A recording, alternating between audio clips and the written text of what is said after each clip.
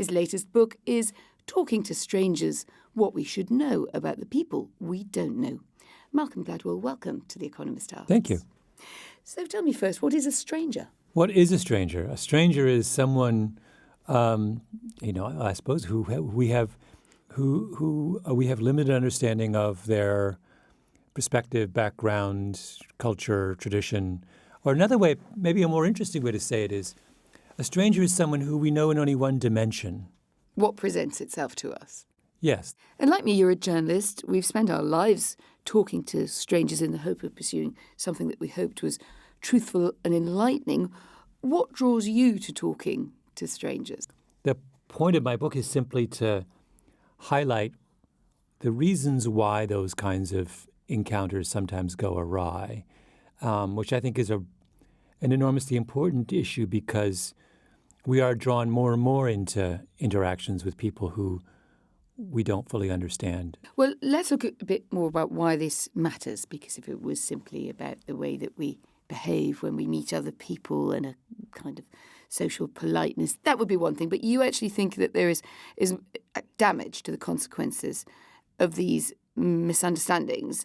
And the story of Sandra Bland is obviously very motivating for you. I think it's really one of the reasons that you wanted to write the book in the first place. Yeah, so Sandra Bland is one of those wave of cases of encounters between police officers and African Americans that were, for about 3 years, a few years ago in America, these were front and center. There were about a dozen of these high-profile cases. And she was a young black woman who was coming from a job interview in a small Texas town, gets pulled over for a minor traffic infraction by a white police officer. Their subsequent encounter was captured on the video camera. The dashboard camera. Yeah. of the cop. And their encounter goes awry. They essentially get into an argument. He eventually pulls her out of the car, arrests her. She goes put in jail, and she commits suicide 3 days later. It's one of the most, to me it was anyway, the most heart-wrenching and also baffling of these encounters. And the more I thought about it, the more I realized that it was a powerful way into this general problem that I've been thinking about for quite some time, which is that there seems to be something very wrong with the strategies we're using when we approach strangers. In other words, the same things that in human interaction that make perfect sense when I know you clearly don't work when I don't know you.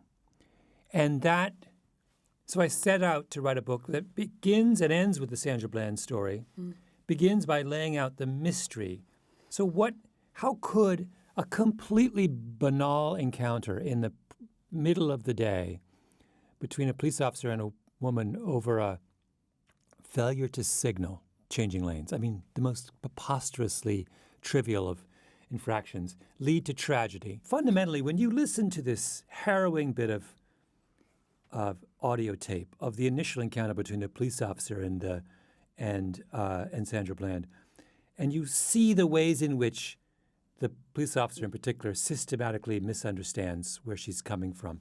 For example, he picks up on the fact that she is emotionally distressed, but reads it as malicious and dangerous, and not as someone who is, she is someone with a long history of emotional instability. He doesn't see that. He thinks, she's trying to hurt me, threat. right? Yeah. So there was a case where he needed to know more about her before he made this decision about whether she was dangerous or not. That required curiosity on his part. It required more time. It required some common bond of understanding and trust between the two of them. All kinds of things were required. But what he really needed was better insight into who she was as a human being. If he's going to make this consequential decision about whether she deserves to be arrested or not, he's got to know more. Give us a quick menu of what your theories are as to why we so persistently misunderstand people. And this, of course, goes a lot broader than the Sandra Bland case. There's a wonderful, brilliant psychologist named Tim Levine who has come up with an idea which he calls default to truth, who was trying to answer this long-standing puzzle in psychology, which is why are human beings, so bad at detecting lies? And you would think that we would be good at it.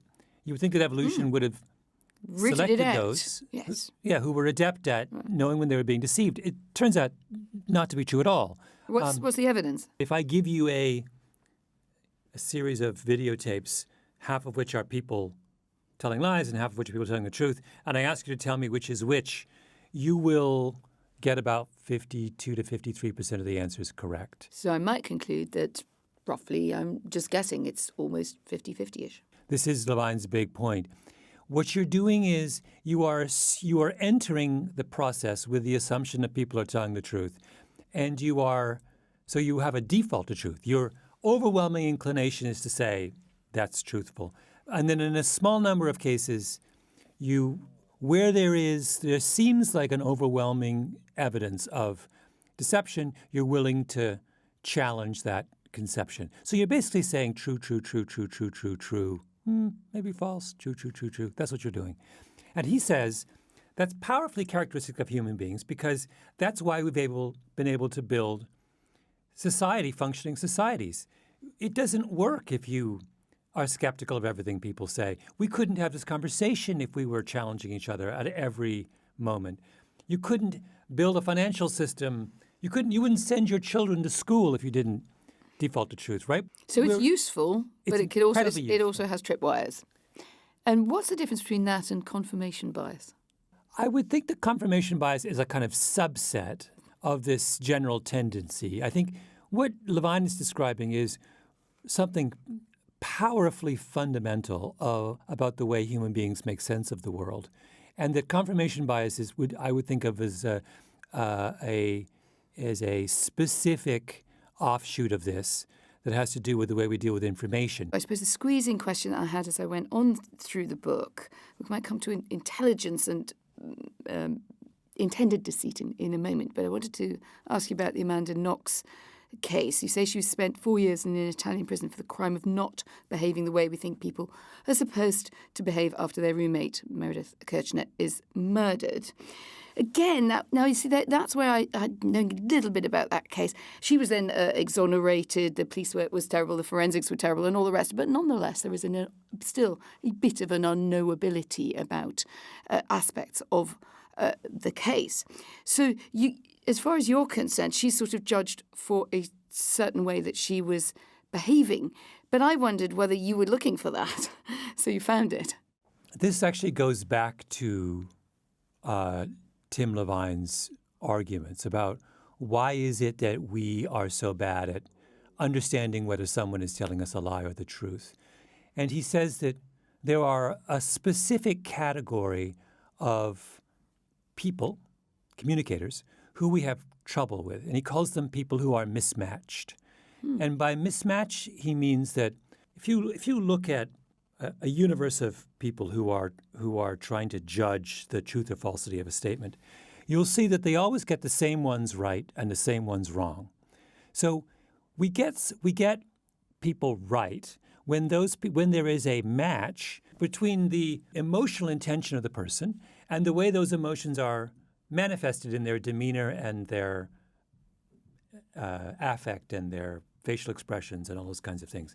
So a matched person would be if someone is nervous and they're sweating visibly and their knee is bouncing up and down, that's matched. We have a stereotype in our head about what nervousness looks like, and here we have a nervous person matching the stereotype. Yes. So if I ask you, is that person nervous, and you say, yes, they are, you're going to get that person right. But there's a category of people who will sweat profusely and bounce their knee up and down when they're not nervous at all, right? Those kinds of people we have trouble with. Yes. Overwhelmingly, people around the world in many different cultures believe that gaze aversion, looking away, being shifty-eyed, is a sign of deception, right? When someone is lying and they shift their eyes, we're all good at saying they're lying. But there are lots of people who don't shift their eyes and lie, and shift their eyes and aren't lying. They are mismatched, and we have trouble with them. Amanda Knox was a very convenient example of mismatch because it's a case we're all familiar with. And if you read the books on Amanda Knox or watch the documentaries, they all come back to the same issue, which is that she acted in a way that was weird. What they're saying is they're all harping on the same That she point, didn't which is act she's in- mismatched. She's in the way she's- classic mismatch. She's an awkward, slightly immature teenager who does not match Italian and English tabloid stereotypes of what distressed roommates are supposed to behave, how distressed roommates are supposed to behave. Let's look at the implications of changing world of data and privacy, or less and less privacy, and the impact of social media. That must challenge your working idea of what a stranger is at all. I mean, what am I supposed to make of my X thousand Twitter followers and your X many more? I mean, we are now sharing so many more intimate details of our lives and our thoughts with many more people. Does that change anything? I think it makes some of these fundamental issues that we have with those we don't know much more consequential. I mean, I think that the trajectory that we are on as a world is that the number of encounters that we have with people who we have limited knowledge is multiplying. That's why I sort of thought this was a pressing issue to write about. What about AI and the notion that AI can hold the solution to some of our biases? It's something we write about a lot at The Economist, actually, using programs to look better at applications so we're not subconsciously screening out candidates who may not suit a view of what a person should look like who works for an organisation. How do you feel about that? Well, I have a chapter in my book that deals with this precise issue, which I'm talking about in the context of judges making bail decisions. So the judge has to, the defendant stands in front of the judge has to decide, do I release this person until trial or do I put them in prison until trial? Are they likely to commit another crime in the interim or not? That is an extremely difficult decision.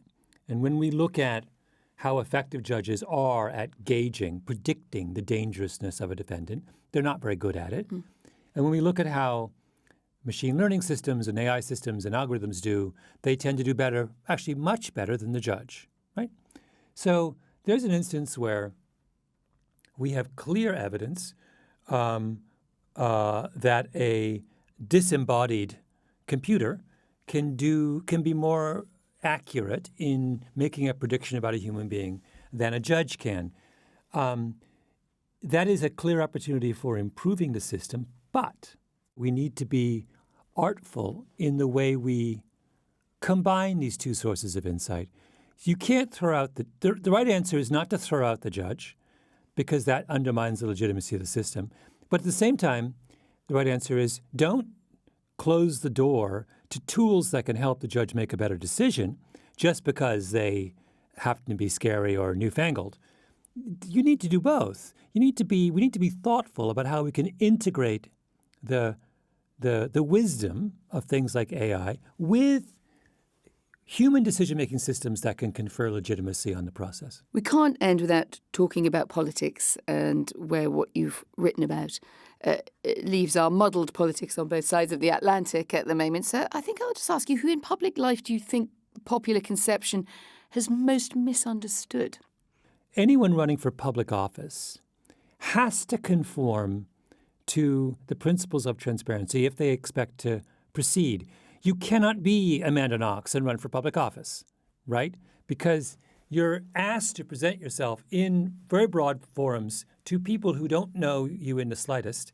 And if you deviate from our expectation of how your behavior is supposed to proceed, you'll be penalized. Well, you're obviously not penalised, are you? Otherwise you wouldn't have Donald Trump in the White House, who in every sense did not accord with what I think a candidate for the presidency looked like. Oh, no, to the contrary.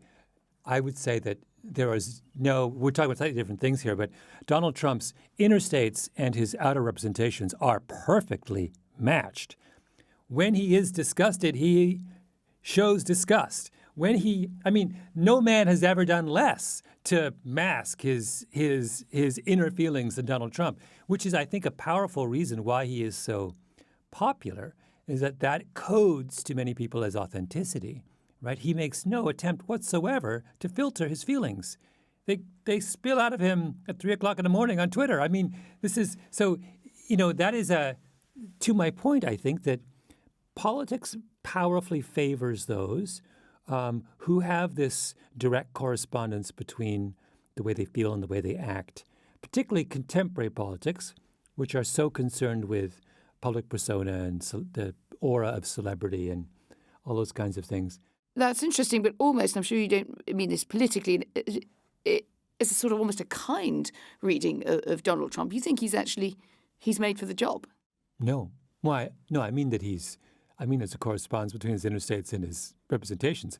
That's not a value judgment. That's an observation about the way he expresses his character. I happen to think that's wholly inappropriate, and that in fact, to be an effective leader, you have to learn to mask your inner feelings, which is to my point, though. Going back to the question of who is misunderstood, it's becoming increasingly difficult for people who are mismatched to operate successfully in public life. Because the expectations culture is so strong. Yes, we have come to emphasize so much the validity and importance of personal representation that we have penalized an entire group of people who may be extraordinarily capable but don't match this kind of stereotypical picture of how they're supposed to present themselves emotionally. Malcolm Gladwell, no longer a stranger. Thank you very much. Thank you.